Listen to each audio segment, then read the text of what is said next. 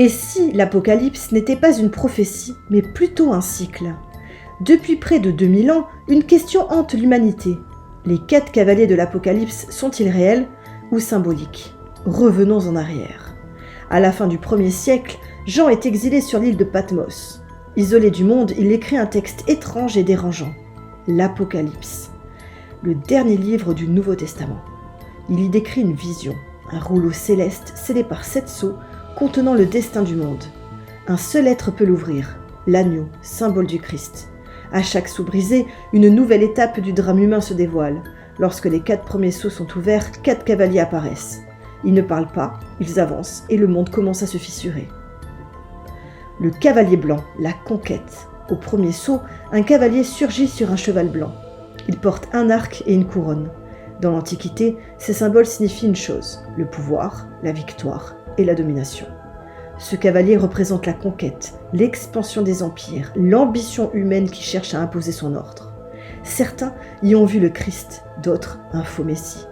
Mais pour les premiers lecteurs, il incarnait surtout une réalité familière, la domination politique et idéologique. La conquête promet la stabilité, mais elle prépare déjà la chute. Le cavalier rouge, la guerre. Lorsque le 2e sceau est ouvert, un cheval rouge-feu apparaît. Son cavalier reçoit le pouvoir d'ôter la paix sur la terre. À l'époque de Jean, l'Empire romain est rongé par les révoltes et les conflits. La guerre est partout. Ce cavalier symbolise la violence, la haine et le chaos. Là où la conquête s'installe, la guerre finit toujours par suivre. Les armes parlent et l'ordre s'effondre. Le cavalier noir, la famine. Au 3e sceau, un cavalier monte un cheval noir, il tient une balance. Dans le monde antique, elle évoque le rationnement, l'injustice et la survie au jour le jour. Jean décrit un monde où une journée entière de travail suffit à peine à acheter du pain. Ce cavalier représente la famine, mais aussi les inégalités. Quand survivre devient un calcul, quand la vie perd sa valeur. Les corps s'affaiblissent, les villes se vident, l'espoir s'éteint lentement. Le cavalier pâle, la mort. Au 4e sceau, apparaît un cheval pâle, presque livide. Son cavalier porte un nom simple, la mort. Il ne déclenche rien, il conclut.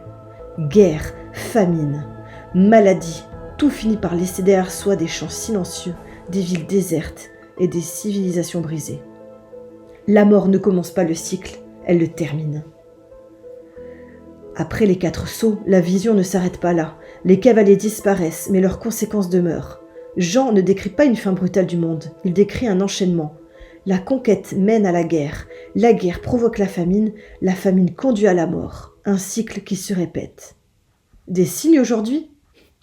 Jean de Patmos ne donne aucune date, il parle de signes, de fractures. Pendant longtemps, ces cavaliers semblaient appartenir au passé, mais aujourd'hui, leurs ombres nous sont familières. La conquête prend d'autres formes, domination économique, influence politique, contrôle de l'information.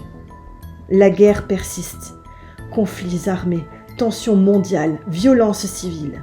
La famine revient, crise alimentaire, pénurie d'eau, dérèglement climatique. Et la mort s'étend, pandémie, catastrophes naturelles, effondrements sociaux. Ces événements ne prouvent pas que la fin du monde est proche, mais ils montrent que les mécanismes décrits par Jean sont toujours actifs. Une apocalypse ? 2000 ans ont passé depuis Jean de Patmos. Pourtant, les mêmes forces sont toujours à l'œuvre. Alors une question demeure. Vivons-nous une nouvelle apocalypse? Ou simplement la fin d'un monde?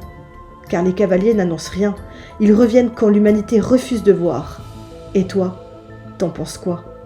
Si tu as aimé cette vidéo, n'oublie pas de t'abonner, de liker, d'activer la cloche si tu ne veux pas être maudit.